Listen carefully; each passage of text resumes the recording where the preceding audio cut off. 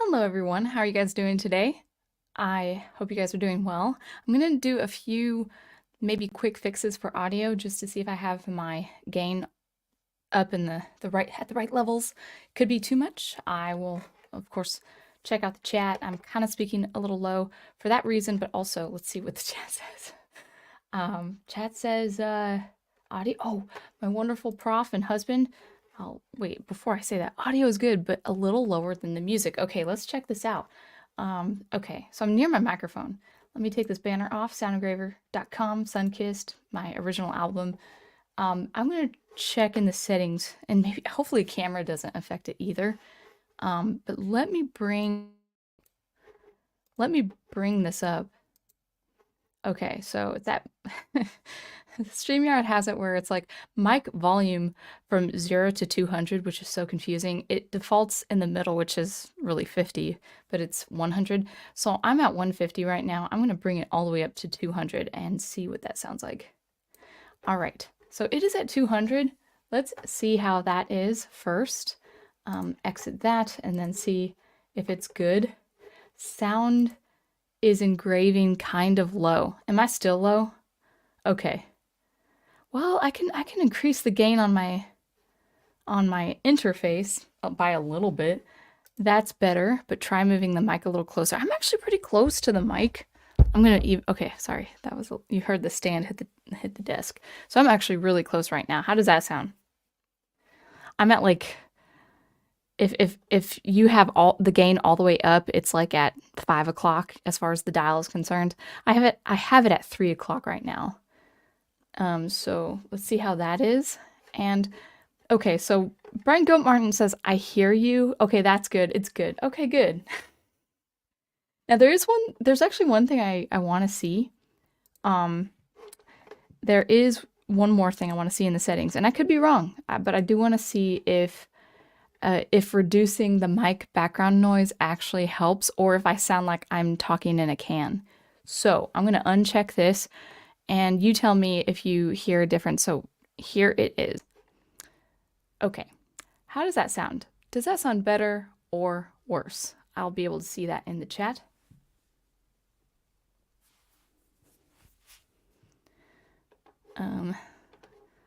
So far, let's see. Nothing?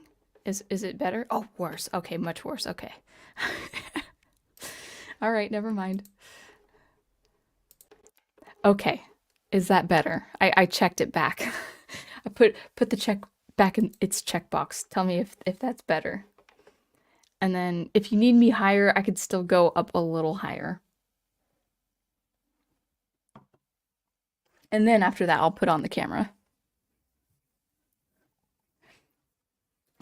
This. Okay, so Prof says better now, and then Dr. Y. It's good to see you, by the way, Dr. Y. I haven't seen you in a while. This feels better than eye doctor's appointment. An eye doctor's appointment, yeah, it's probably true. I'm so particular about audio, and I'm pretty low.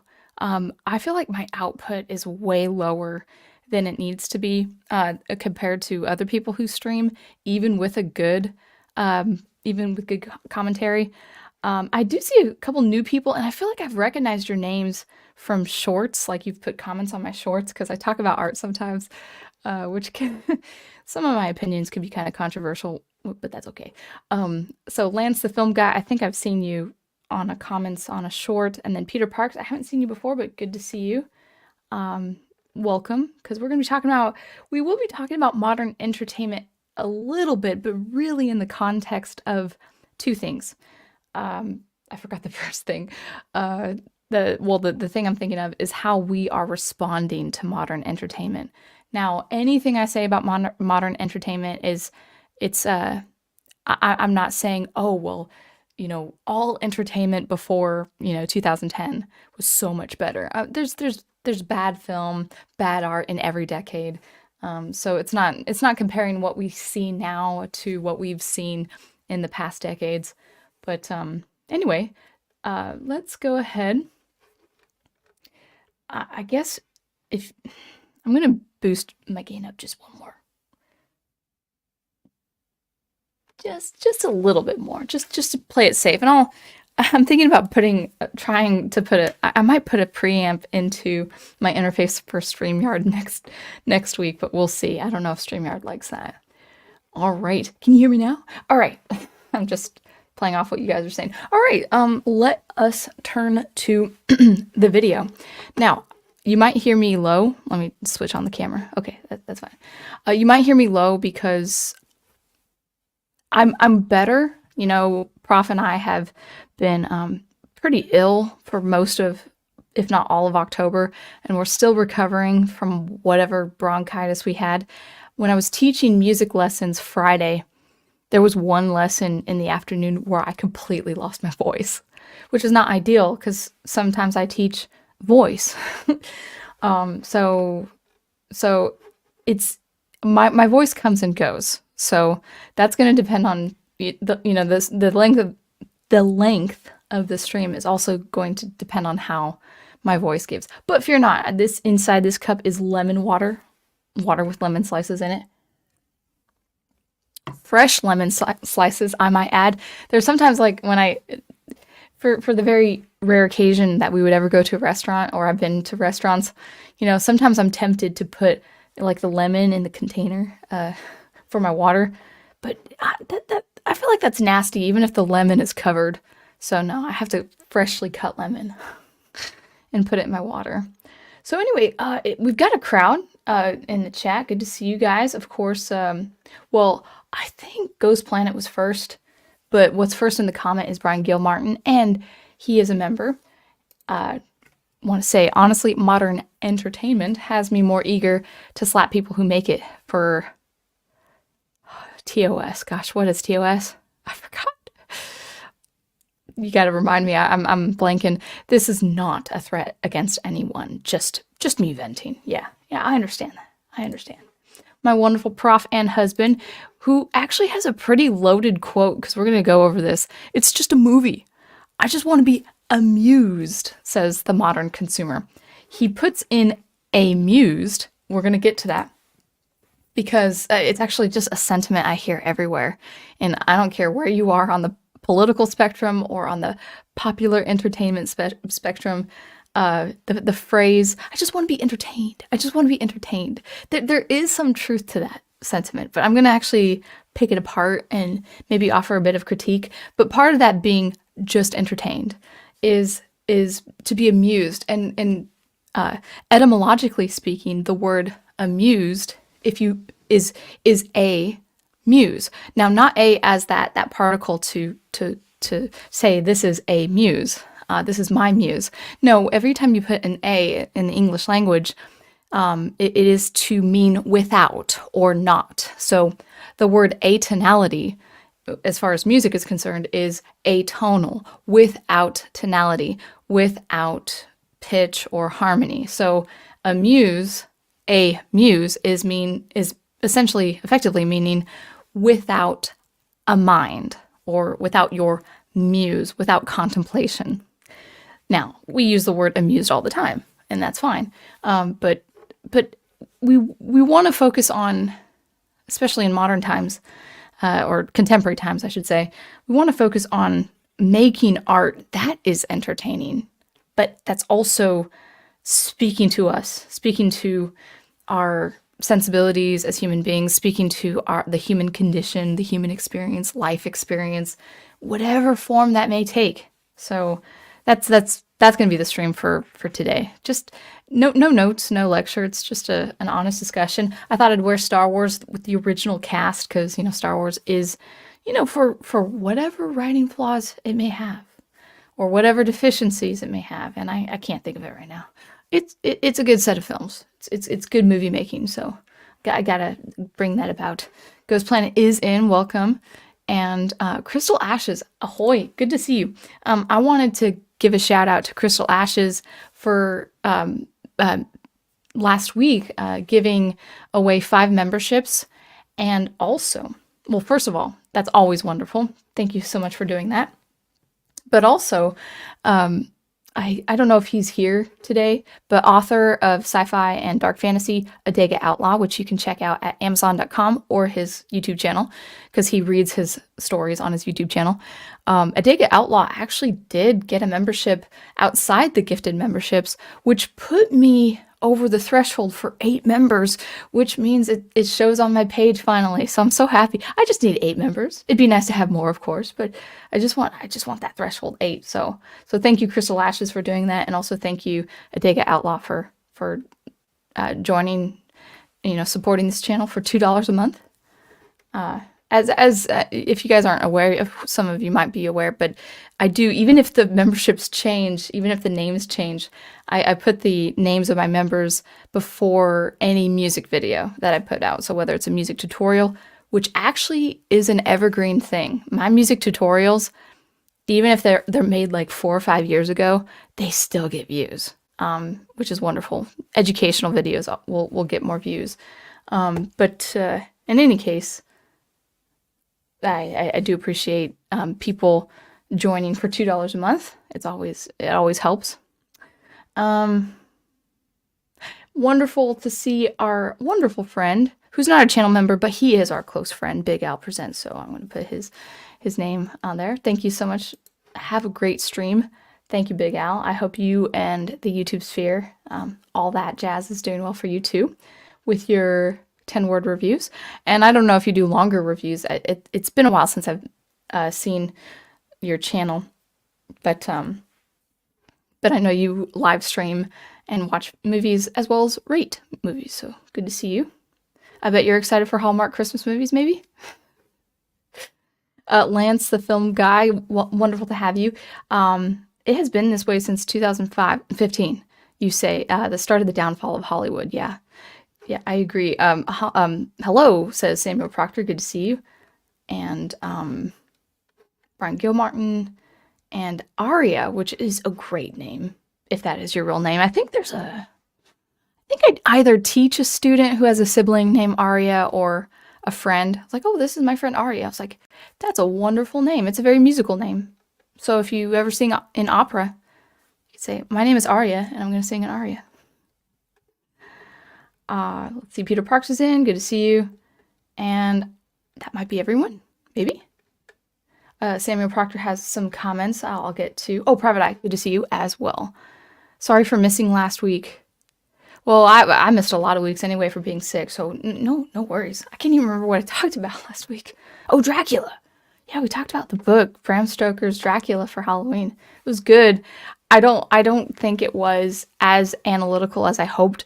Like Mary Shelley's Frankenstein, I thought I listened to it on the replay just to make sure my analysis was making sense. I was actually pretty proud of that analysis, but I feel like Mary Shelley's Frankenstein is a lot more condensed and easier to talk about in one sitting, whereas Dracula, man, I realized like halfway, first of all, it's going to be a long stream, and I realized, man, Dracula is going to take like 3 streams or videos of analysis. And as I'm not doing literature much anymore, I will talk about science fiction still. I'm trying to keep this a music channel and an art channel, talking about art, but part of art is good science fiction, and I want to talk about science fiction too, and literature if it comes to that point. But I don't know. I'm really, with this channel, I'm really playing it by ear. It's like a 5-year-old channel, and I still feel like I don't have it. But anyway, let's talk about modern entertainment. Starting with Samuel Proctor's comment, you say one of the rare new terms that have come up that I actually like is brain rot. It's an apt description. Yeah, we're gonna be discussing this. Thank you for pointing this out. Though technically it was used before in a way. Don't say it so close to the TV, it will rot you. Oh, don't stay so close to the TV, it will rot your brain. Yeah, I mean, it is a delicate balance, because I was actually just thinking about it. I was contemplating it today. You know, it's not TV's fault. It's not movies' fault. It's not video games. It's not the fault of TVs, movies, or video games, because a TV series, if well written and well executed, can be a work of art. And I think so we'll get back into the chat because I'm sure you have some things to say, but let's just go ahead and I'll go ahead and talk about, what's on my mind. Modern entertainment hasn't made us dumber. Now, by dumber, yeah, maybe I can mean we're getting lazier. Maybe we're getting even slower. Maybe our attention spans are shrinking. It really does depend on your own discipline, on how you consume. I do say consume in a good way, how you consume art, how you, I should say absorb, like absorb art. Absorbing good art, literature, film, TV shows, video games, even, because I am a gamer and I think you can really appreciate the artistically done video games out there. No question. I'm a big fan of well done video games. Even if I don't play those games, I'm still a big fan. But absorbing those experiences because it is good art is really important.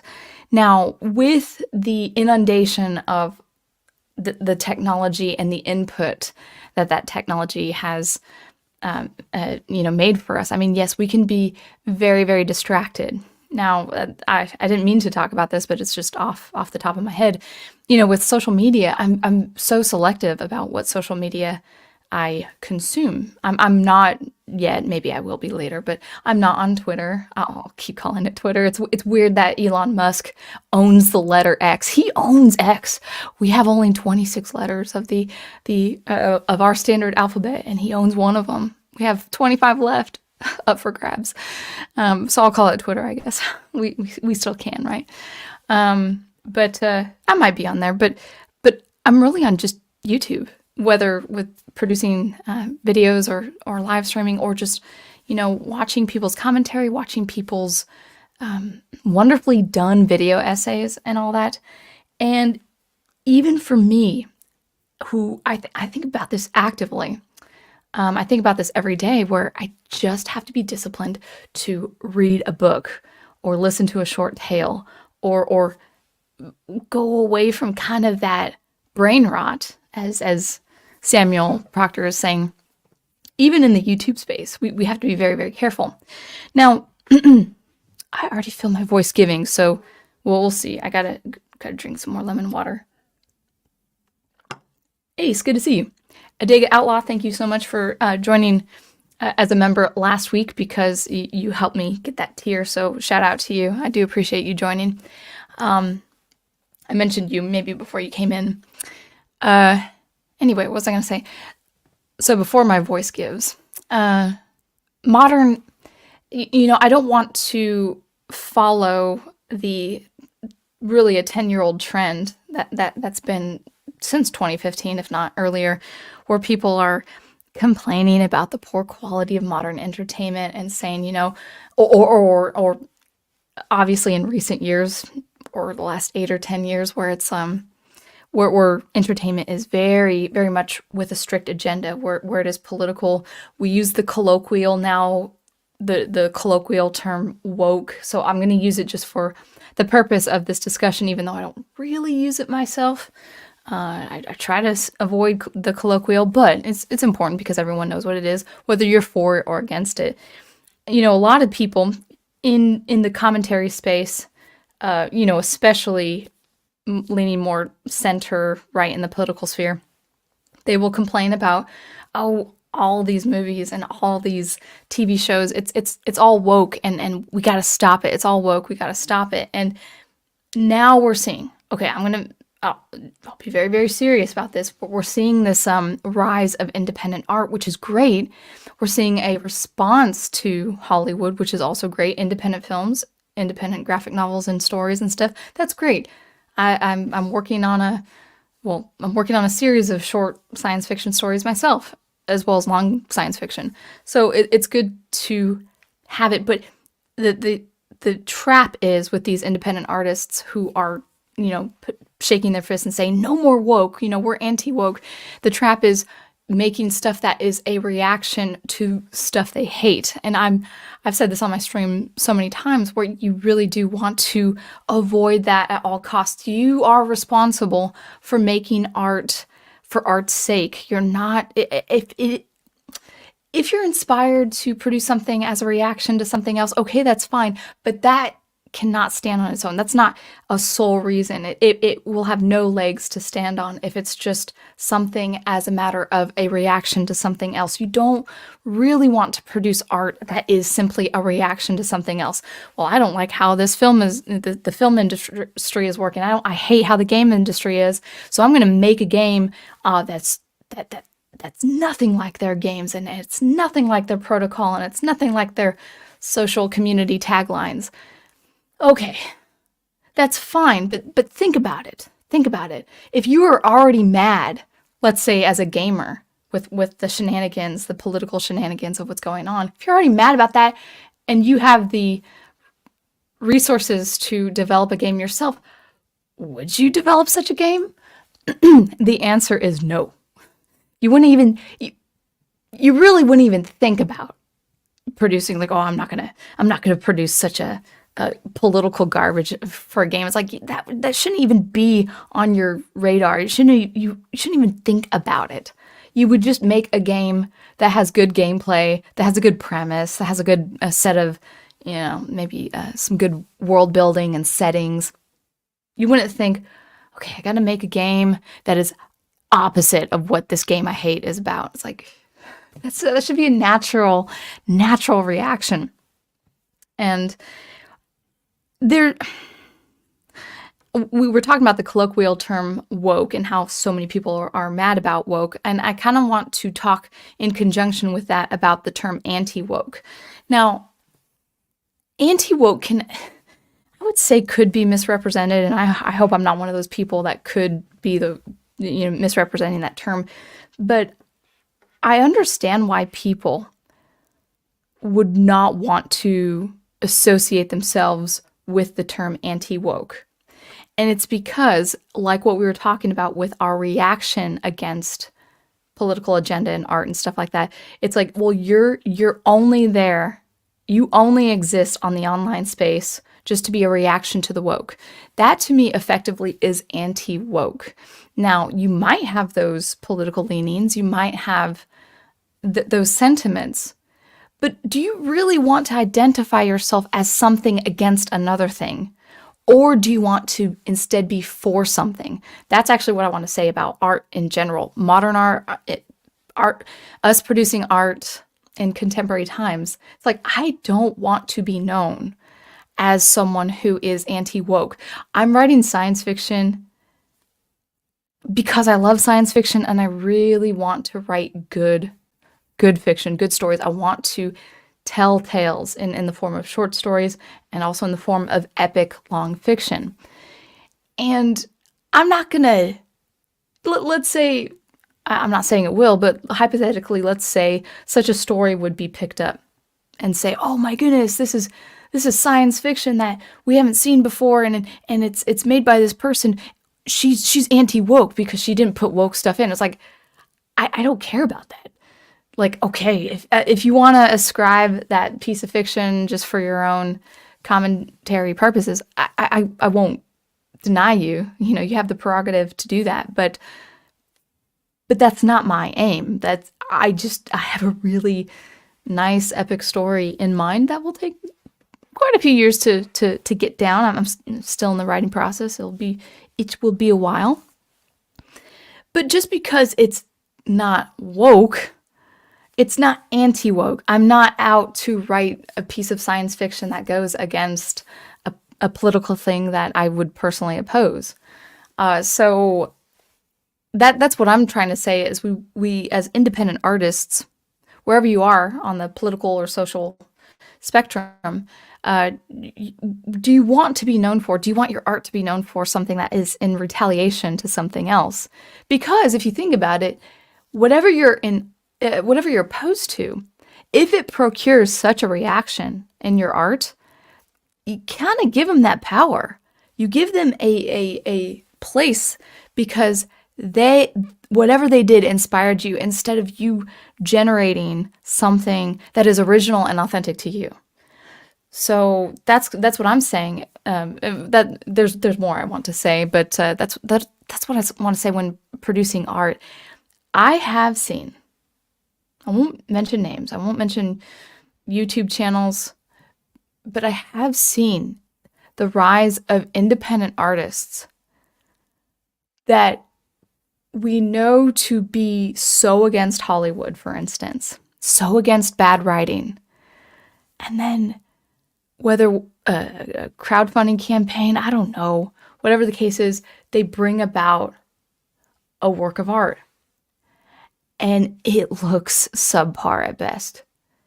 And it's like, you have spent so, and I know I've talked about this. I'm kind of, I hope I'm not beating a dead horse over these points, but there's a little bit of frustration when commentators who are so against a system, Hollywood, for instance, and they want to produce art, which is good, and they want to produce something that is new that some people can look to, especially if they have a large audience, right? And I'm like, but okay, so you have so much social clout online. You probably have some savings, especially if you are very popular and your channel's monetized. Maybe you have a second job. Maybe you can get a second job. Maybe you have the resources to hire good artists, and my wonderful professor husband will applaud with this, hire editors. You need editors. Like, no one is above, no one. I don't care how many books you've published, no one is above an editor. Editors are everything. And it could be in the form of like a family member who can read a lot, or say, oh, that might not work. Okay, this sentence is a little long-winded here. I mean, you start small, maybe pay someone like a week's worth of dinner, like a family member who has a knack for reading and writing. That could be in the form of an editor, but then also professional editors. And some of these independent creations that I've seen as a reaction to the woke Hollywood, their stuff is so mediocre. And they're not admitting that they haven't practiced, that they haven't put years of time and effort. Now, I've written, it's not a lot to say because I have nothing published. I have practiced the writing. I hope I didn't blow my mic. Well, I didn't see it go red. We'll see. Anyway, I started writing in college and in graduate school. A long winter of 5 weeks of not really wanting to be on the internet or watching movies, because my prof will attest that I'm not a movie person. I have to really sit down to watch a movie. I'd rather read a book, rather read a comic. But movies aren't my thing. So where was that? It was reading. It was 5 weeks of just reading books, reading science fiction books, and then thinking, I like this genre. I have ideas of my own. I'm going to start writing. That was like 2012.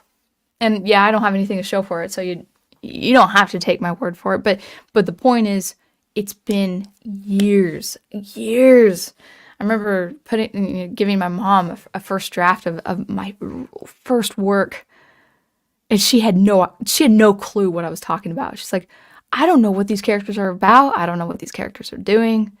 I don't get your writing. So she was loving, and she was honest. She was very kind. She had no clue, and those old manuscripts are long gone. I don't know where they are. Probably in some old computer that's been recycled. But the point is, like, it starts from years previous. So someone like a commentator who has an established channel, I mean, have you been writing for years? Or at the very least, can you just put your idea, kind of like with George Lucas, put your ideas down and then hire an editor, someone who knows how to do it. Hire an artist, someone who knows how to do it, and try not to be an auteur of sorts. Like, you don't have to be an artist if you're a commentator, but if you want to produce a work of art, just get very, very serious about it and have it be have it be something that, yes, is of your time, not politically or socially. I'm just something as your time, but also just have it be where it is timeless, and that takes craftsmanship, and that takes many, many years of dedication. Someone named Bob, that is the biggest super chat I ever got, and I thank you so, so, so much for that. I don't know what your question is. Anyone else remember the Regina Spektor song Edit? I'd have to look it up. Can I look it up and give you my response to that? Thank you so much though for that super chat. I'm humbled. Oh my gosh. Thank you so much. And actually, someone named Bob, I don't know. I have seen you so many times on stream, and I think also on my commentary, on my videos. Are you an artist, or do you like watching artists, or do you work in music? Do you work in writing? But man, thank you so much for that super chat. That's wonderful. And I actually will get to the chats for a second, or in a second. But I had something else. I did want to talk about our modern view of modern entertainment. So the first thing, as I just said, we don't want a reaction. We don't want a reaction to, or we don't want our art, rather. We don't want to produce art as a reaction to something else. That actually limits the lifespan of our art piece. If you are working on a novel and you are just in the moment, or you're just reacting to someone else that you don't like, that's going to kill the lifespan. That's going to shorten the lifespan of your novel, of your story. Let me give you a real, okay, I might get okay. Oh, it might be a little controversial, but I bear with me. I'll be as kind about it as possible. Something that has recently frustrated me a little bit is the marketing and the promotion of someone of specifically Matt Walsh's recent project, Am I Racist? For two reasons. Now, I never saw the movie. I have no interest. Like, it could be a wonderful work of art. It could be wonderful writing. It could be wonderful satire. It could be wonderful cinematography and editing. I don't know. I actually just personally am not interested in a topic like that. When you have a documentary called Am I a Racist? And hopefully I'm not demonetized after that. If you have a documentary with that name, you instantly, you have set you have cemented, like literally cemented the tombstone of your art piece to a very, very specific timeline. Because if everything I mean, no matter where the American elections take us, and maybe I'll talk about the elections in a little bit, but wherever the American election takes us this time around, 30 years, 40 years, 50 years, I don't care what the political sphere is right now and what the cultural and social climate is right now, it's not going to be what we see now in this decade. It's just not. This is just, things evolve, things move on, and something that is so specific to this time, like, oh, am I a racist? It's like, people might, it's my hope that we're going to be so far past that social conundrum of divisive race relations or whatever the media spouts, both on the left and the right. The political pundits, no matter where you are on the spectrum, on the political spectrum, they make money off of your outrage or your reaction. Again, it goes back to the reaction of things. And for Matt Walsh, yeah, it could be, people say, oh, this is such a well done documentary, but it's not going to be understood. I don't think it's going to be understood in 20 years from now. A lot of people's like, what are you talking about? Oh, these people are acting like this, but I don't understand it. We only in our time right now, we understand it. Now, obviously, social prejudice is going to be a thing, till the end of time, till Christ comes. And it's unfortunate, but people, again, are not going to interpret that documentary like we're supposed to interpret it now, for better or for worse. The second thing that's frustrating me about how this is marketed is Matt Walsh himself, and then I know like two others I've heard, so it's a pattern now. So I'm sure more than two people are saying it. It's like, oh, this is the documentary of the decade. And I'm like, what? It was released 2 months ago. So it's November. I think it was released in theaters in September. Why would you don't have that. You can't dictate that. You can't say it's the documentary of the decade because it's only 2 months old. You have to have the documentary live in the public conscience conscious, yeah, in the public conscious for at least a decade to assert that as fact. It's only 2 months old.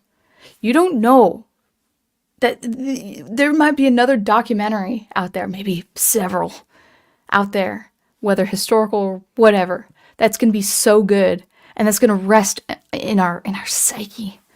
And if it does, if it's for 10 years or longer, that's going to be the documentary of the decade. Now, it might be the documentary of the decade, but no one could say that until 2034. It's like, this is the film of the century. It's like, but it hasn't lived for a century for you to know that.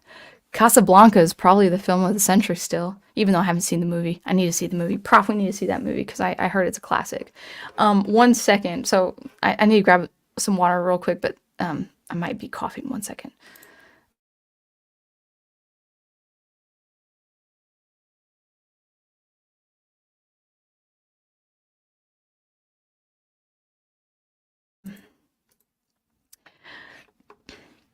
So wasn't a cough, but we'll see. So I'm glad actually my voice is staying because I still want to spend time with the chat. But you know, producing art that's a reaction to something, and then because of social popularity, it's like, wow, this is the movie of the decade. It's like you got to give it some room. And my challenge to myself, obviously, but to anyone who wants to make a piece of art is make it, yes, you're making a piece of your time. You're going to use language, you're going to use imagery, you're going to use all sorts of things that do reflect where you live and when you live. And that's fine. I've said it before, Mozart, his music sounds like it's his time, and it needs to be. So you can't avoid that, It's like, oh, like Ray Bradbury really does sound like he wrote, in the 40s, 50s, 60s, and so on. Isaac Asimov, most of his stuff, like his short stories and his Foundation trilogy, the trilogy, not the prequels, not the sequels, but the trilogy does sound like it's out of the 1950s because that's how people wrote things and that's how people responded to things, and that's fine. It doesn't need to be corrected, it doesn't need to be reconstructed. But my point is, you do want to make sure, if it means this much to you, you do want to make sure that it is your that your art is timeless. If that's not important to you, then that's fine. Like some artists are like, I'm just in the here and now. I'm like, okay, that's your choice. I'm not forcing you to make your art piece timeless, but it's a goal for me. I want my art to outlive me. I don't know if I could do that with my electronic music. We'll see. But if my electronic music is in conjunction with my sci-fi stuff, depending on my sci-fi, then maybe I've got a shot. Anyway, Crystal Ashes says, Casablanca watch along when? Yeah, maybe. I haven't done a rewatch in a long time, and it's only because my work schedule, my teaching schedule is it's just something I only did the musical stuff. I've only done rewatches for the 2 Disney Fantasia films, and then also, oh my gosh, that one movie, Charades, with Cary Grant and Audrey Hepburn. But people, like everyone I've heard talk about Casablanca is, I hope I'm saying the word right, but everyone is like, it's such a classic. And I did see Prof did say, he said, I have it. That's good. So that's the other thing. Now we'll get into the chat, and then I'll try to remember more of the discussion about also our not just our attention span, but just, do we have the mental and emotional stamina to see a good piece of art that can be entertaining, but that also resonates with us? Because I have heard, you might like this phrase. I'm not really crazy about it, but I've heard the phrase, well, I'm just watching a movie to turn off my brain. It's like, I've never needed to turn off my brain. Like, even if it's a hard day at work or maybe a hard, difficult thing with family or friends or whatever, it's like, I've never needed to completely escape and turn off my brain. I mean, what was it, Huxley from Brave New World? Like he kind of warns people like when they turn off their brain. You don't really want to turn off your brain. I mean, even when I play Zelda Ocarina of Time, I'm still not turning off my brain, even when I'm in front of a video game. All right, Ace is in the house. Good to see you. Wonderful to see you. And let's see. I'm gonna go up a little bit, and then we'll discuss in the chat. So hopefully, the lemon water is helping my boys. Being entertained by stories is important. Oh, Brian, and you're a member. Being entertained by stories is important. That's why we call it entertainment. But we should still want more, including, but not limited to, heroes and heroines who inspire us. This might be a separate stream, but it is synonymous with what I'm talking about. Is we resonate with fictional characters. You know, Prof has belabored this point for years on his channel, especially with his theme, consume stories responsibly. But there's this attitude, I was thinking about it earlier this week, there's this attitude, well, it's just a movie, it's just a story. Why are you so emotionally invested in characters who don't exist in your world? Like, what a strange thing that you should cry over the death of one character, or weep with another character who's facing certain tragedy, or be elated when a character has a victory. Like, these people don't exist. It wouldn't matter if they died when in the story they're not supposed to die, because they don't exist. It doesn't matter. Why are you putting so much emotional investment in someone like Superman or Luke Skywalker? And the simple truth is, you know, we're emotionally invested in fictional characters because they share very human experiences that we can all relate to, very universal experiences that we all relate to. If a character you're following faces certain tragedy and overcomes it, that prompts us to respond in a positive way, in a favorable way, like, oh, okay, if they can do it, I can do it, you know. And you know, death, even though it involves people who don't exist, is a very serious thing that we resonate with, because we all face death, face the tragedy of losing a loved one, or the passing of someone who is old that we looked up to, and then also our own death, eventually, whenever that may be. Death is a very serious topic, and it's a very serious idea. We have kind of I would say, if you're very careful, it's good to have a healthy fear and reverence of death.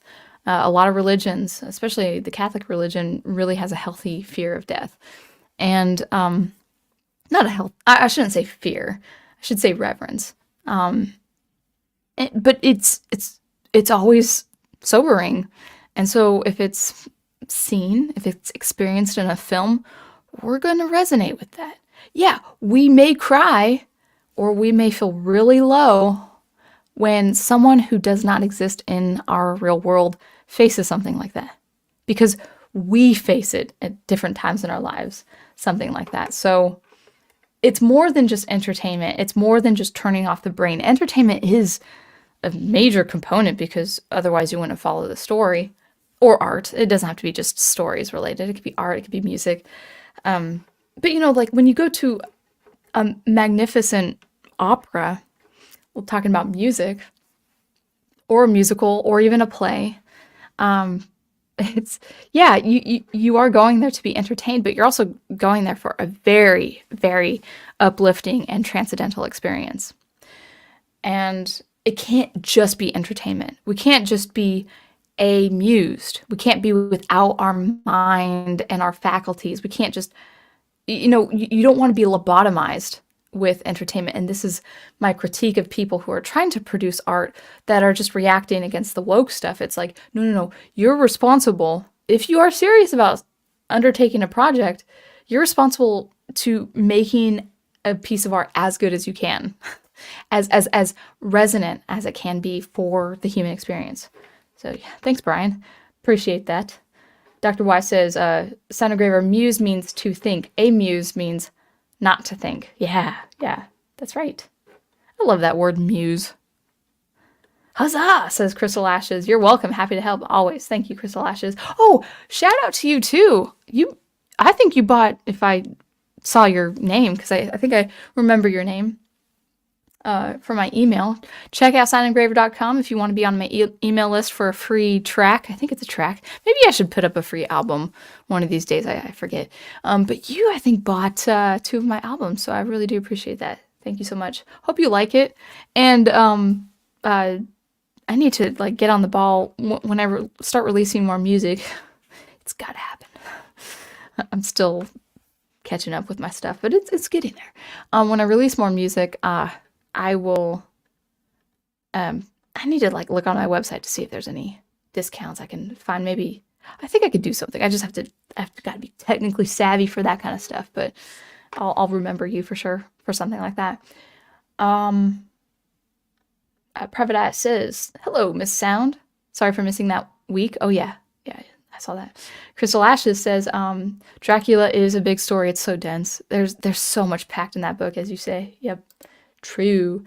Hello, Adega Outlaw, and Ace also. Ace rather. You guys both start with A. There is more entertainment. It's watching a person sneeze with a mouthful of Raisin Bran than watching a modern show or movie. Maybe. Yeah, there's a lot of like public stunts like that. Oh my gosh. That sounds gross. That sounds painful. The old description, says Samuel Proctor, just means if your eyes are so close to those analog TV screens, it'll affect your eyes. You could feel the tingling energy that close to the screen. Oh yeah, I'll believe it.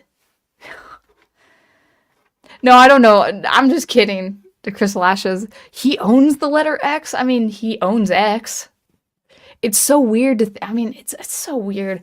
I heard that he wanted to have a company with that name for like a couple decades. I heard he really wanted that, and now he has it. But it's weird. Okay, I'm like, for whatever you think of the transition from Twitter to X, for better or for worse, why is it called X? Why, like it's a letter. It's a global variable in computer code. Maybe that's why he called it X, for programming purposes. I don't know. I think the guy is amusing, with some positive traits, but he's very eccentric, and one of the proofs of that is he named Twitter X. I'm not saying keep the name Twitter if you don't want it, but no, I'm not on Twitter anymore. Do they still call it tweets, or do they call it something else related to X? Hi, Andreas Hernandez. Good to see you. Thanks for stopping by. Yeah, I don't think you missed a lot. I have alternatives, says Ghost Planet, to modern entertainment like anime, manga, tokusatsu, and kaijus like Godzilla. Yep. I was listening to, what's his name? What is his name? He's a pretty big YouTuber music person. Charles Cornell. He does like a lot of theory. He's a jazz pianist.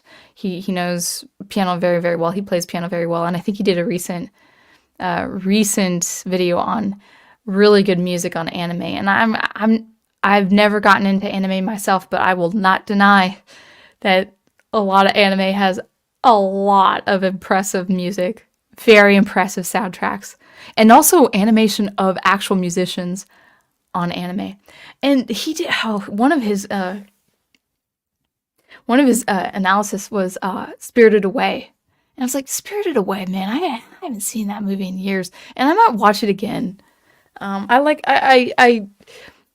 It's not like Miyazaki is a very specific style, and it's not something I'm completely interested in, but I can't deny there's so much charm with Miyazaki's his animated films. Brian Gilmartin says, Brian says, sounds to me like some of these creators allow the mainstream malcontents to live rent-free in their heads. Yeah! Well, especially if they produce content where that's the topic. It is, but it consumes you. Yeah, excuse me, one second. Oh, that is a cough cut.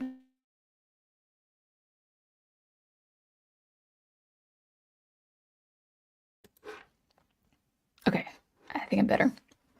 Um, that is something to think about. Like I'm not really against people creating commentary however they like, but you got to remember what stays in your head. You got to remember how much time you're spending on something. And I made this point before. Actually, it's a pretty evergreen video I have out there called "I Read a Bad Space Opera," and I got some flack for it. I think people were mad at me, maybe more conservative people on the political sphere, because I you know me, I have videos of Star Wars on my channel. I don't like what Disney did. It's apparent. You could go watch those playlists. I have a few playlists involving that. Yes, I don't like what Disney did with Star Wars, but I also would not write a space opera that is poorly written, that goes over the top, like over the top Gary Stu, one-dimensional hero. But we need a masculine guy for a hero. It's like, that's cool. Write that. I applaud it. But when the story is 1 star out of 5, I only gave it 1 star because at least the structure was there. There was a beginning, a middle, and an end. But that's all that story had going for it. And he says in the blurb, the author said in his, not blurb, but in his bio, like Amazon bio or whatever, he wanted to write a space opera that was a reaction to Disney and paying homage to the original Star Wars. Okay, you can have that as a motive of inspiration, but it can't stay there. It's got to be more. It's got to be more. I got 20 people in the chat. Or 20 people watching. Thank you guys. I appreciate that. That's wonderful. Let's see. Ghost Planet says Godzilla is a cool monster. I probably should watch Godzilla -1. People say it's a very good movie. I just haven't gotten into kaiju. But people say it's really good. And Big Al will also say it's really good. And you've got a blue Godzilla figure from Taco Bell. That's cool. Brian says, to be honest, it isn't really good to be thought of as anti-anything. That's a valid, very, very good point, because it has negative connotations. It has negative connotations. Yes, exactly. You're against something. You're not for something. Exactly. And storytellers should seek to inspire rather than to incite. Yeah, I think that's a very good point. Andrea says anti-woke. That might be a problem with the Daily Wire's content. Oh, Daily Wire. Hey, you know what though? Okay, so I'm not really a fan of Daily Wire. It's just not in my interest. Again, like, I feel more of their stuff is more political commentary that is a reaction against modern mainstream entertainment. Hey, that makes them money. That's their decision. It's not my personal thing. Although I will say, out of all the guys talking, I don't listen to any of them except Andrew Klavan. I like him. He has a lot more. He has a knack for art. I think he's an author of probably a lot of books. I haven't seen his, would you call it discography? Or is that music? What? It's not filmography. What's for, I don't know the word for how many books he's written. But I definitely like him as far as his commentary on art, on video games, on movies. He has a nice head on his shoulders, and when he's being facetious, it's not off-putting at all. He says he can say some off-putting stuff that's not off-putting to me. That's really funny, because he's trying to be like a very like goofy curmudgeon, and he fails, but that's his personality. Like he's fine at failing at trying to be like this grumpy older man, but he's not a grumpy man. He's like this very optimistic man who knows art and literature. So yeah, Daily Wire's not my thing, but I would say Andrew Klavan I do like a lot. Excuse me. Professor Geek makes a wonderful point. My wonderful husband, who by the way is a professional editor, and who by the way is also a very good writer. Editors aren't above editors. It is true. We it when we do have something, we like to look over each other's work, and it's important. God, I got about 800 words down since last night of this new short story, and I'm so like I've had this character in my head. Oh yeah, actually, this is all.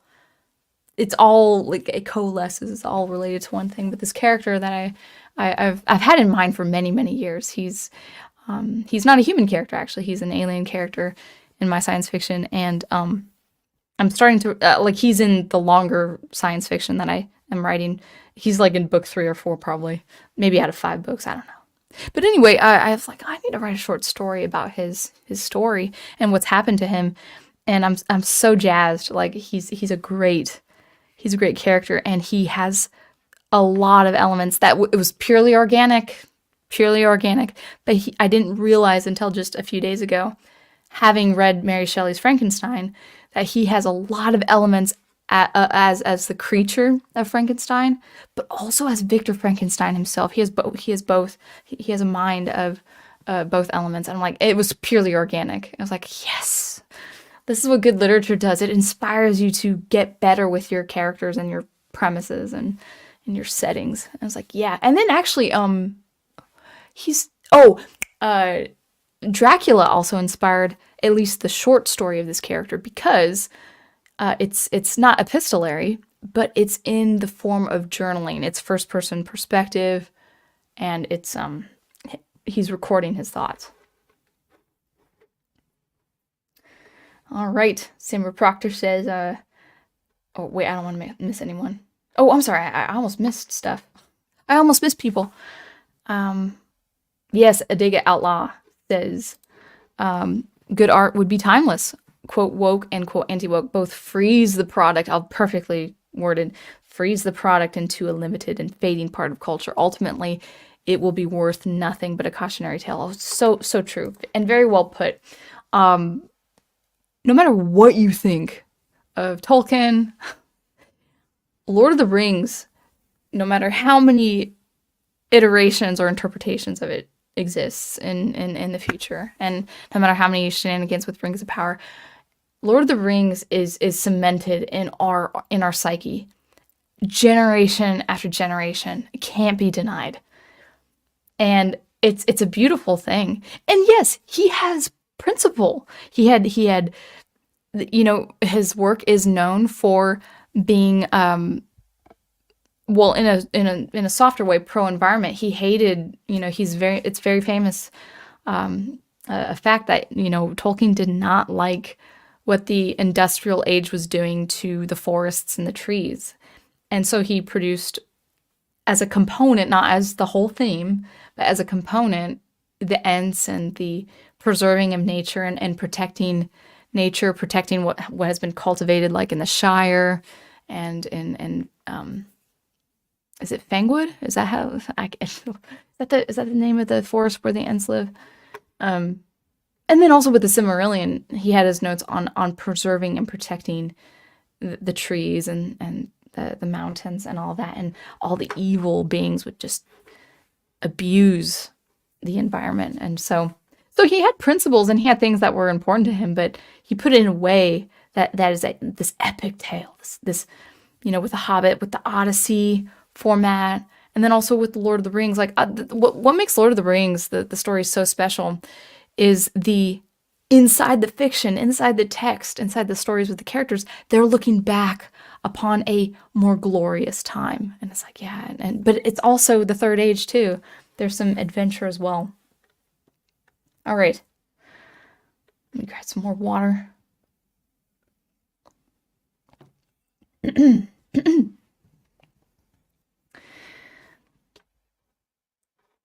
I don't think, Andrea says, I don't think J.R.R. Tolkien had an editor. I don't know that.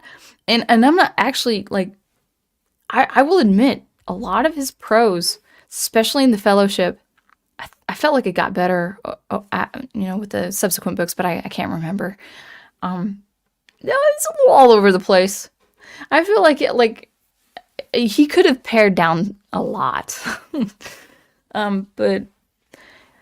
But at the same time, he also he had been a professor at Oxford, I think it was, and he had colleagues who were writers and professors as well. So I think he had a handle on language a lot better. At least he had the logos behind it. Like he did have, yeah, he could have cut down a handful of thousands of words, like several thousands of words. But at least he had a handle on structure and scope and epic, like the epic tale. Samuel Proctor says, I had my writer cousin, an old creative writing teacher, edit my short story last year. It really helped. Cool. That's wonderful. That's great. That's a good thing to do. Oh, I wonder if Professor Geek is saying to Andreas, hot take Andreas, but I think it shows. Yeah, like his Lord of the Rings is, as far as the writing itself, is not perfect. He could have had an editor if he had not. But it's still a good story. Oh gosh, no, SpongeBob, someone named Bob. You are not interrupting the flow of the stream. Nope. Nope. I thought, no, it was great. And again, thank you so much for that wonderful super chat. I definitely appreciated that. Let's see. Brian Gilmartin says, I don't know what he's responding to. You're responding to Professor Geek, and I'm not following the stream of thoughts, but that's okay. Dr. Y. Again, so good to see you. I've fallen behind a bit in writing. My main excuse is that I get distracted by my other hobbies and creative interests. Oh boy, I can relate. See, science fiction is very, very important for me to write. I have a lot of stories that will probably take my life to write and get out there. I accept that. I'm 37, and it's like, okay, I've been doing this for 10 years. I need to get it out. But I gotta cough 1 second. My illness is not quite there yet.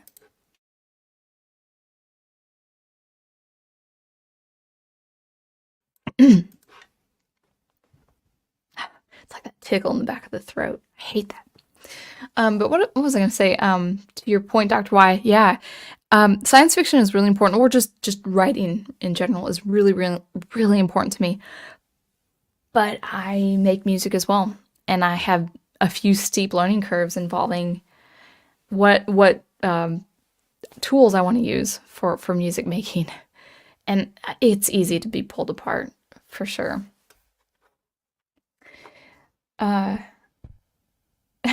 So, someone named Bob says, "Am I an artist?" Is a bit of a complicated question. Well, yeah, if you wanted to extemporize, feel free, and you don't need a super chat again. You can just drop in the comments if you feel up to it. Brian says, "Sound engraver, in short, cause the reaction, don't be the reaction." Yes. Yeah, I think you're right. I think it's a matter of the art needs to be good, and it just needs to exist as a good piece of art. In spite of what the opposition is. Like, it just needs to stay there. Yeah, exactly. You also say, I honestly don't put any stock in anything Matt Walsh says. I don't really know the guy. He just, I have seen him in an interview where he talks about how much he loves his family, which is great. He's a father of many children, and he has a wonderful relationship with his wife. He once said in that interview, like, "Oh, my family, it's just, my family is everything to me. I laugh the most with my family." I was like, I don't watch him, so maybe he has laughed, and I haven't seen it, but I can't conceptualize that. I can't see him laugh. Like, what does him laughing looks? What does it look like? And he's just, even when he's very excited about something, like, "Oh, check out my new documentary," only his eyes get wide, and maybe there's a little bit of an inflection, a little higher pitched voice, like, "Oh, check out my new documentary of the decade." It's like, but his face is the same, like the beard is the same. There's no other expression. I'm not faulting him for that, but Matt Walsh, is that friend you had at whatever point in your life. Maybe you have this friend. He's that friend that seems to rub everyone the wrong way, except his closest friends. That's my impression of Matt Walsh. Let's see. Chris Lashes says, "Not sure if I've ever heard of that song, to be honest. Yeah, I should check it out if it's safe for work. Something to check out after stream, you say." Samuel Proctor says, "Am I Racist" is hilarious and actually good. I don't think it counts here. It could be good, but it's limited to its timeline. People 50 years from now are not going to understand what it means. People 50 years, let's see, when was Lord of the Rings published? Wasn't it published in the 60s or 50s? I can't remember. My point is, people now and years from now understand Lord of the Rings. And obviously, it's different. It's a different medium. It's a different topic. I get it. I get it. But will it stay in the public conscious in the next generation? It might, depending on how politics and social working goes, but I don't know. So it's not a critique on how good it is. Like, I'm sure it's very good. I mean, it better be. I don't want mediocre. But that's not my point. The point is it's a piece, and it could be an art piece if it's well done. It's an art piece that is not gonna have a long life because of its topic and execution. My voice is going.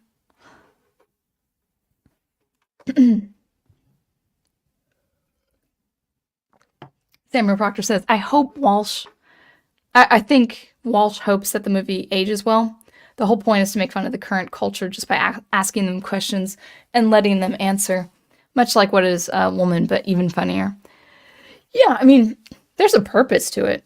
I'm not denying the purpose. I mean, it can't be any different than what I saw in college, to be honest.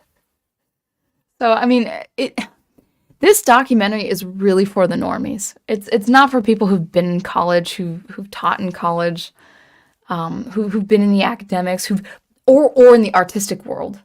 Like, I sort of saw both worlds in a very limited time. My voice. It is that documentary is for the normies. Like, it's not going to say anything I don't already know exists, even if it's really well done. And I'm not faulting it for that. I really think it is for the normies. Oh, I gotta cough again. 1 second, guys.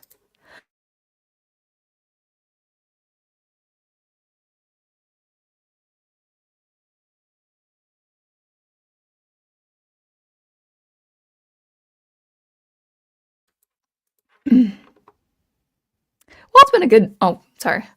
It's been a good stream, but I still want to get down to the comments. I think I've said everything I wanted to say. Yeah, I think it's been good.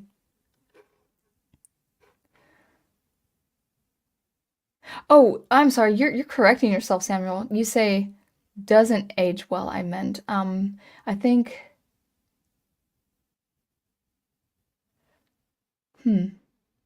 You think Walsh, clarify your thoughts, because I would like to know. You think Walsh hopes that the movie doesn't age well? I don't know why that would be a motive for any art. Well, no, I take that back. The contemporary minimal artists and the concept artists or conceptual artists of the 1960s and 70s, they weren't looking for it to be timeless either. But I don't know. Yeah, if you wanted to clarify. But Dr. Y does make a point. Documentaries most of the times don't age well. Yeah, I don't know. I guess so. It's not a thing I look to myself. So you might be right. You might be right. All right. Crystal Ash's reaction. You haven't seen Casablanca? Yeah, I'm my prof knows I'm horrible when it comes to movies, so we do need to see it. And Ace's reaction is the same. That's one of my favorite movies. Watch it. Yeah, we'll definitely watch it. Casablanca review next stream. I don't know if I'll have time to watch a movie before then. If I'm not teaching and then not with my family, I'm I absorb art in my own way, but maybe we can watch it. Um, One thing, so I'm reading a few Batman short stories. So I'll read a few this week, maybe a few next week. And then and it's Haunted Night. No spoilers because I haven't opened it. Haunted Night by wait. Was it Darwin Cook and Tim Sale? I think. I thought I saw the name Jeff Loeb as well.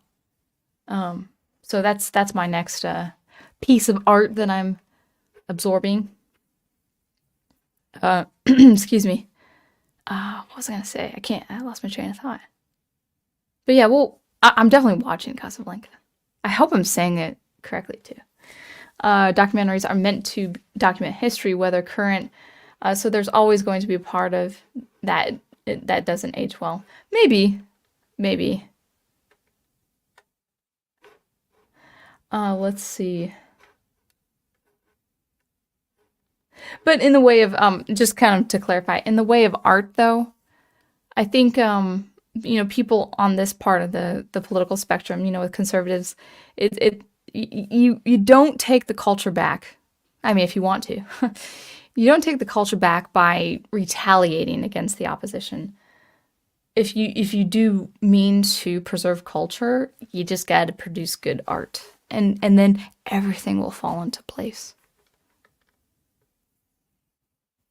There you go, Doctor. See, I'm not the only one. Doctor Y says I have yet to watch Casablanca, and you like old movies. Yeah, we saw Bela Lugosi's Frankenstein. The prof is reviewing, or he had reviewed the not Bela Lugosi, sorry, Boris Karloff's Frankenstein. We saw the movie. Bela Lugosi, the Dracula, the graphic novel looks pretty good. I might, even though it's past Halloween, I might take a look at that before the end of the year.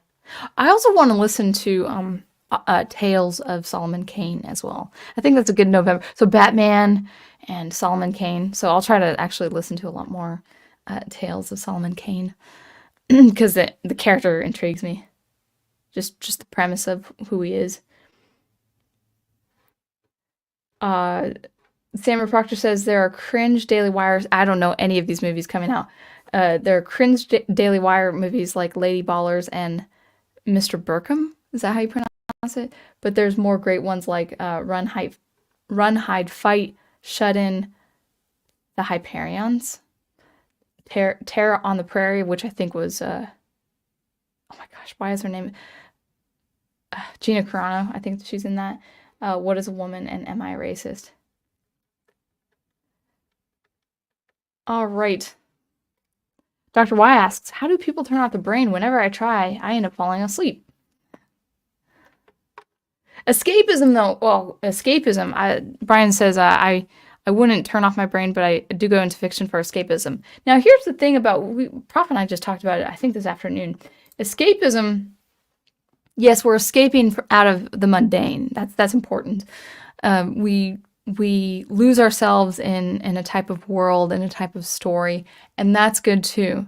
But it's not purely escapism, meaning we're not purely escaping from our human condition or our human experiences, even experiences that resonate with present day experiences that we have on our own lives. So yes, we escape to another world, which is important. I think that's very important, but we don't escape what it means to have our human experiences, what it means to be human. And I think if we switch off our brain just to be purely amused, again, that's like soma. That's the drug. That's the Brave New World drug. That was pure escapism. That was, we don't even remember our world. We're inoculated by this drug. I think the drug was called soma. It's been years since I've read Brave New World. That's a very wicked kind of escapism. So yes, we leave the mundane, but we also bring our experiences to like something like Harry Potter. You really leave the mundane. Like Harry Potter leaves the mundane of his horrible household to go to Hogwarts, a fantastical setting of children practicing magic spells. It's purely fantasy, like his own fictional experience is leaving the mundane to go to the fantasy. But then he starts battling, like, overcoming odds, battling evil. I mean, we battle evil things in our real life.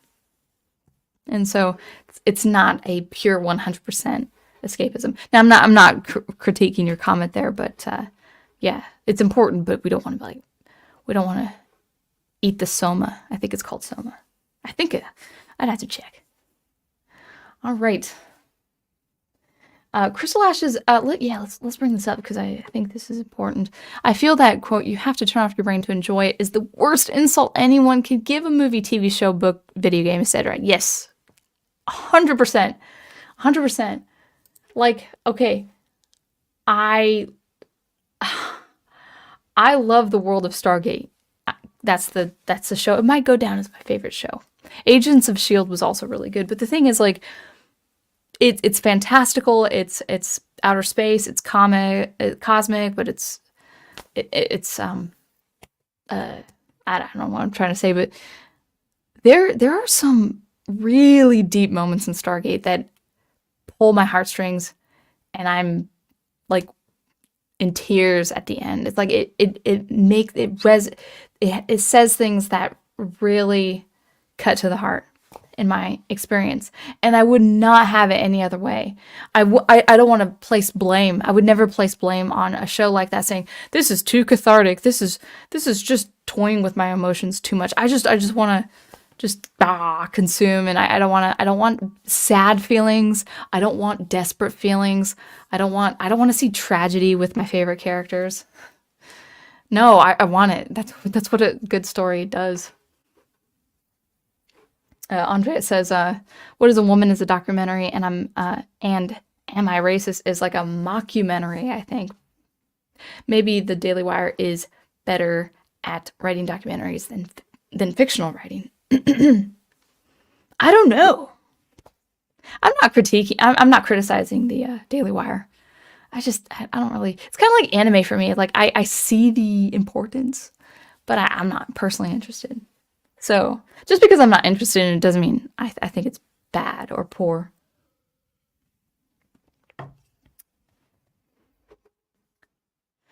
Dr. Y says, Davy Jones, do you fear death? Do you fear the dark abyss?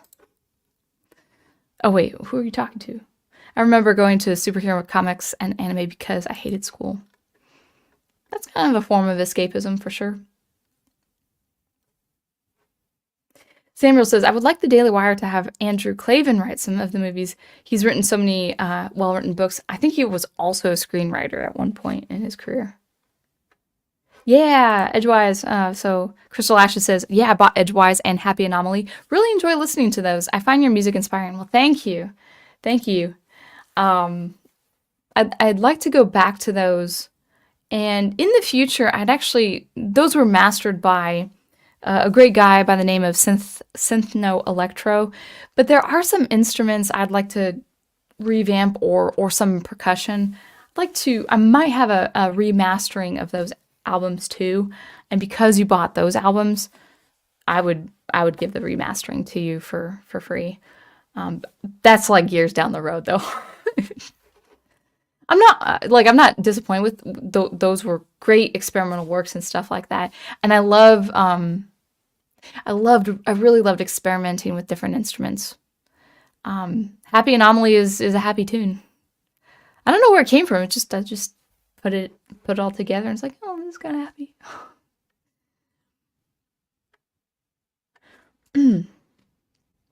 All right. More comments. If you guys are aware of RJ from the Fourth Age, he's great. His live streaming, especially toward the end, is so funny because like if he's if he's not with other people when he's by himself, he tries to get to the end of the comments and he's like, okay, I made it, because he tries to keep it in an hour, and then like there are always so many more comments. I really do appreciate your comments, all of y'all. So Amy L says Elon Musk appropriated the X logo. It's like,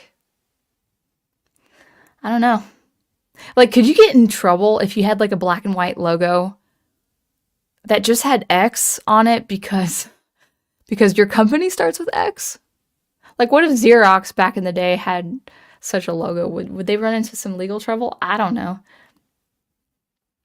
Oh, got a cough again. One sec.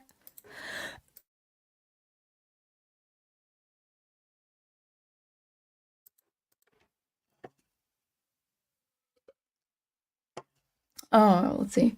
Andreas says Sound Engraver should analyze Naruto music. Prof loves that story, and I'll believe it. You know, the Japanese, oh, they just make great music. They put our Western music to shame because like they really know how to create really good music. And I say Western specifically because they, the Japanese work with things like big band and jazz and post-romantic and cinematic and all that. I mean, they have their own style and flavor, but like even on, man, even sorry, I got a hair stuck in my eye. Even with something like Mario Kart, it's like my goodness, these riffs, like this music goes hard. Let's see. Aria says I really enjoyed the OST from uh Jujutsu Kaisen released a year ago. Yeah, is that a game or is that a film? I don't know. Speaking of Studio Ghibli, what do you think of Kiki's Delivery Service or Princess? I never saw well, man, these movies. Well, Princess Mononoke. I don't know how to pronounce that name. Is that a recent one? Because I never saw it. Kiki's Delivery Service. I saw like when I was like probably 8 years old, so almost 30 years ago. I don't remember much. I don't remember. There was another one, and I can't remember. I can't remember the name, but I think the character's name was Nemo, and he had like a flying bed or something. Uh, I saw that movie, but again, almost 30 years ago. Crystal Ashes says, yeah. Oh yeah, I seem to recall that video. Yeah, the character was an absolute Gary Stu from what you described. And a couple people were mad at me for that video. My video, I read a bad space opera, because out of respect for the author, because he was an independent author, I did not want to reveal who it was. Now there's a young lady who was particularly miffed with me because she basically, it wasn't really a criticism of my commentary. She just said, all you're criticizing with the story is something I look forward to in a story. Can you tell me what the book is and who the author is? And so it's in the comments section. I ended up, so out of respect, I didn't record the video with the author in mind, but it is in the comment section. And so she appreciated it. I'm like, okay, here you did want the book title, so if it is a story you're looking for, I won't deny that. I won't refuse that. I won't have you be refused that opportunity. So, yeah, I am. The knowledge is there. Some people were really mad, like, why won't you tell us what the book is? It was because I don't like to. So when I'm reviewing something, unless it's like famous, like Hyperion, and even so, even with Hyperion, I never really felt comfortable trashing it. I would just be mad. And so I'm like, this book is terrible. It's like, this guy's up and coming. He wants to be a sci-fi writer. If the video ever took off, which it's not viral, but it gets a lot of views, I don't want to ruin that experience. Maybe it's his first book, you know? I can't do it. Can't trash art, even art that I'm mad at. Andrew Clavin says, or Daniel, hey Daniel Craig, good to see you. Used to be a screenwriter, has several movies under his belt. Okay, cool. Yeah, he's so eloquent when it comes to talking about art and literature. I'm like, okay, that's cool. All right. Let's see. 7:15. We might wrap it up in about 10 minutes or so. What? Says Andreas. Tolkien was an environmentalist?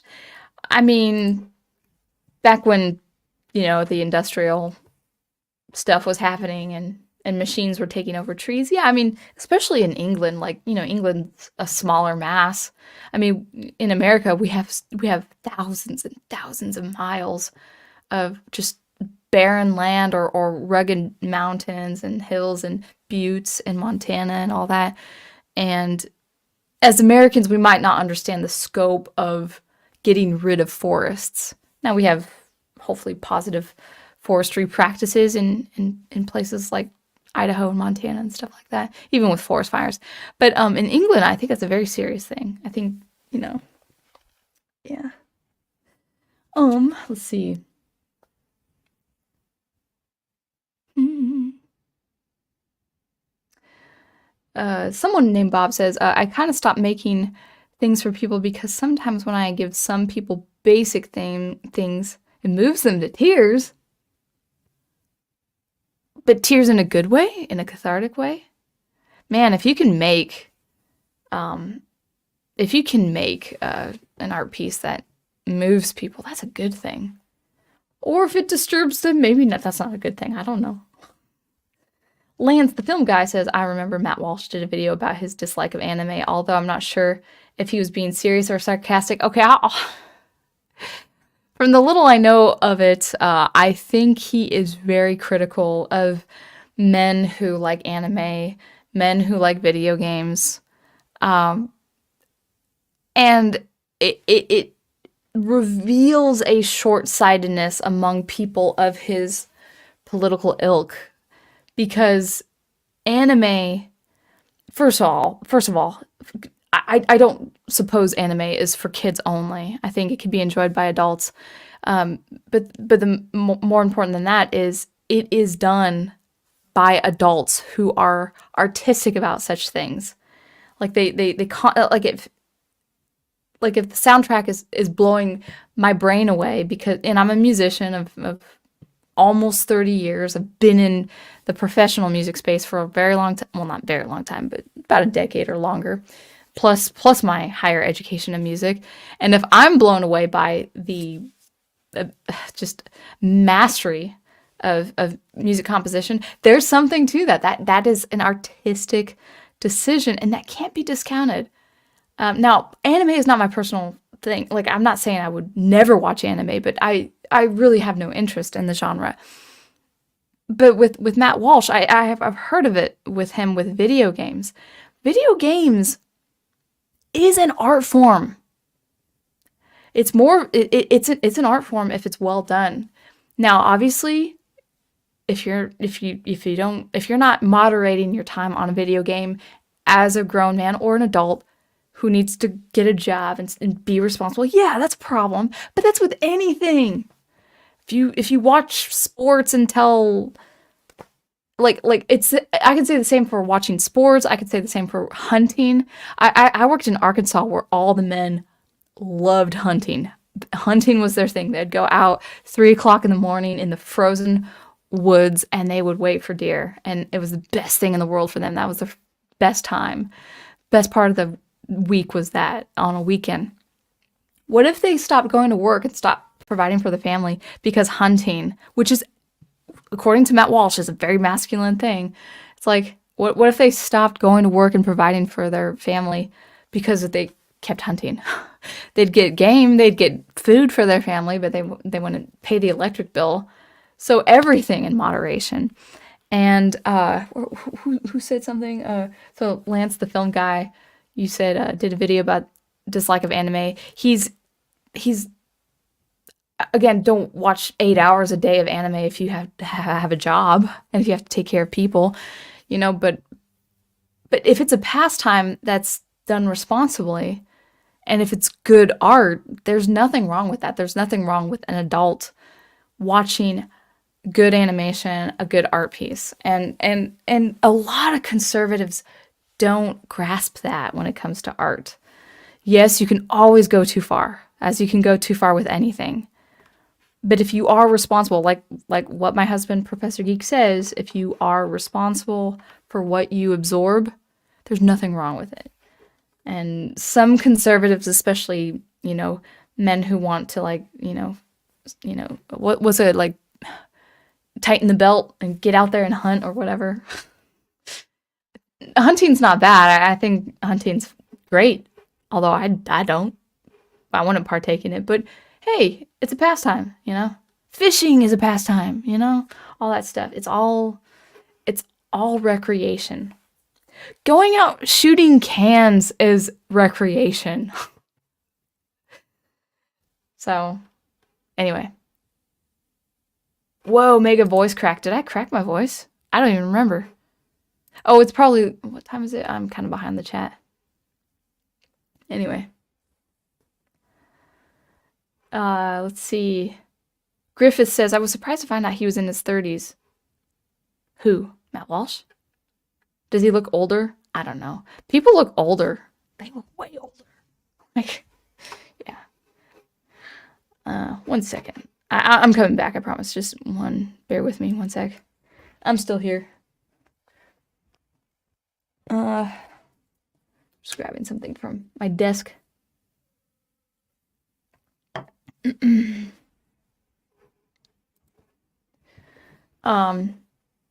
Ghost Planet says, I'm conservative, and I like Matt. I think he's got his heart in the right place. He seems like a nice guy. Yeah, he seems fine. He just seems like a friend. I've had a couple friends who just rub people the wrong way. I would be the one to like tease him. I'd like, I would be pushed to tease him all the time. Try to make him crack a smile. I know. Some people don't smile. It's okay. Let's see. Crystal Ashes says, I sincerely hope that film won't be relevant after a couple decades. I hope culture will be better, in a better place by then. That's my hope too. Totally the same way I feel. Yeah. All right. Francisco, welcome. You say to Andreas, Tolkien didn't like the effects. Yeah, like Andreas is being a little facetious, I think, with his comments. Tolkien, to your point, you say, didn't like the effects of the industrialization on the English countryside. That's why orcs and evil wizards go around corrupting nature, yeah. Yeah, Andreas, you make a good point. Matt Walsh is not a bad person. Ben Shapiro is not a bad person. They just don't, based on their commentary, they can't grasp, as you say, pop culture. Their problem might be that they think the best story is the most right-wing and anti-woke story. I don't know who it is. I don't know who it was. But there was an indie comic creator that Ben Shapiro promoted at one point. And I saw the art of that video. It's like, oh, read this story, guys. This is an anti-woke story. And the art, the background was not impressive. And this is what drives me a little up the wall, is like, Shapiro, do you read comics? Or at least, at the very least, do you read pop culture? Nah, you don't have to do pop culture short stories, but like, you promoted a book. Did you read the book? And did you have a genuine interest before you promoted the book? And I really wish people promote what they're interested in. Now, maybe he is. Maybe he did. I don't know, but I didn't get that impression. But again, total speculation. I could be totally wrong. Daniel Craig says, hey, Sound Engraver, totally off topic, but wanted to say my brother told me that my now 12-year-old niece was watching nothing but FL Studio tutorials on YouTube. So I bought her a copy. Oh, you bought her a copy of that for her. That's so cool. That's a good thing. Oh, that's cool. Yeah, FL Studio is great. I don't use it myself, but it looks great. Good job. Well, that's cool. I hope she keeps experimenting and playing and making different things. Yeah, that's good. Let's continue. Jeff Loeb and Tim Sale. I thought did Darwin Cook? Was it Jeff Loeb for Long Halloween 2, Prof? I'll have to remember. I thought it was Darwin Cook, but I can't remember. Steven Crowder was one of the people who voiced Alan the Brain Powers of PBS author. I didn't know that. Arthur. I never saw that cartoon, even as a young person. I have brothers who are much younger than me who watched it, and I would like catch a couple of minutes of it myself. Bela Lugosi did play, says Ace, did play the monster in Frankenstein meets the Wolfman, which Prof has seen. Let's see. I do need to, let's see, about 5 more minutes or so. Oh, thank you, Crystal Ashes. Well, the remasters won't happen until I get good at mastering my music. So, but I have it on the queue. I just need to release original stuff too. Well, I'll be happy to pay for the remasters. Don't feel like you have to give me those for free. Well, I mean, I like people who really do support me to have something. So I just have to see what it is. All right. Amy L confirms there was already a black and white logo with just the letter X before Elon Musk. It's a windowing system on Unix and it still exists. Uh-oh. Oh, it's not? I thought it was it had that same, maybe it's been years. Oh, Little Nemo? I don't think that's a is it Ghibli or Ghibli? I don't know how to pronounce it. Little Nemo, I think that came out in the 80s. I remember the animation kind of looking like Kiki's Delivery Service. Okay, interesting. Yeah, okay, so Crystal Ashes, like, to my point with the space opera, this is why I didn't mention the author. It's like, he has potential. If that's his first work, hey, that's something. Like, it shouldn't be his last work, you know? I hope the author gets better with his writing. His heart is at least in the right place for the most part, yeah. He wanted to write heroic men and great dames and all that good stuff. All right. Lance, the film guy, is giving me 100% for something. See. I don't play much video games, says Andre, as I used to, but I wouldn't say it's bad for society or something. Yeah, I love video games, but yeah, you can go, again, I don't want to be redundant, but you can go over the, you can play too much, you know? You can watch too many movies, even if they're good movies, you know? All right. Moonstar, good to see you. I feel like I've seen you before. I like this subject, you say. Well, thank you. Appreciate it. Let's see. I'm gonna, you guys are great. I love these comments. I don't want to skip too many comments, but I might have to. I'm behind the chat. No, actually, now I'm at like 723. Andreas wants to confirm whether, well, let me put this up. Whether, or maybe you're not confirming, whether Matt Walsh meant what he said about anime or not. He probably knew he would get a reaction out of people. That might be his whole motive, right? It's probably his way of showing, I'm a real man. I don't play video games. Yeah. Now, to be fair, there are some people who are not good examples of, you know, what they should be, who play video games. I know it's out there, you know? You want to hide in a hole and play video games. That's not responsible. Let's see.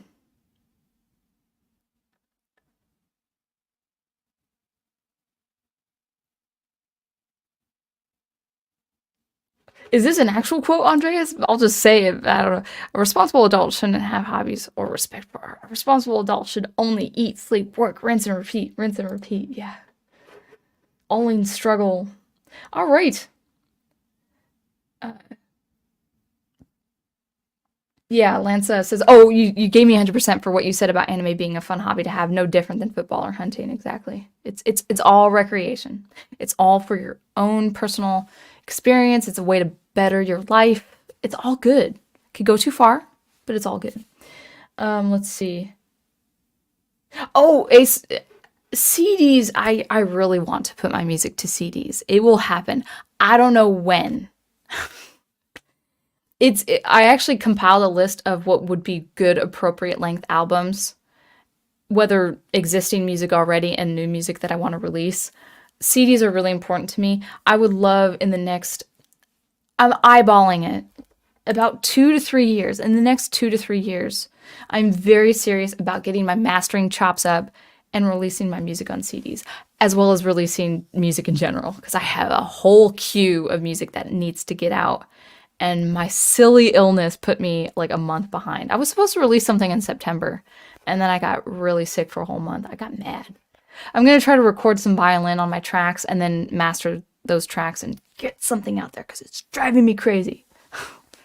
I keep saying that though. I keep saying it, and I'm like, man, it's November. It is November. But yeah, CDs. It would be wonderful in the next. I mean, even to start small, like 1 CD next year or 2 CDs next year. CDs are very important to me.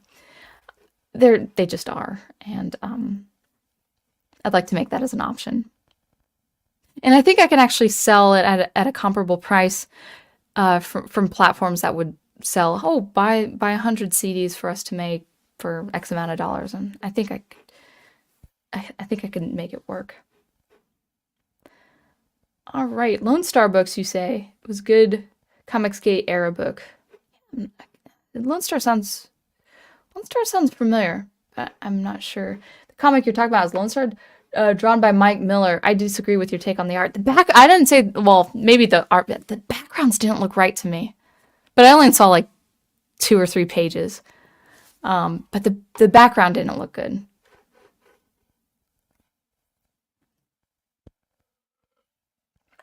Eventually, vinyl is cheaper to produce these days. Yeah, that's good. Andre says, no, that's not a quote. I made it up. No, actually, that was good. Almost 2 hours again. See, I keep telling Prof like it's gonna be a short stream because my voice is not what it needs to be. And he's like, short stream. I'm like, yeah, it's probably getting to be long already.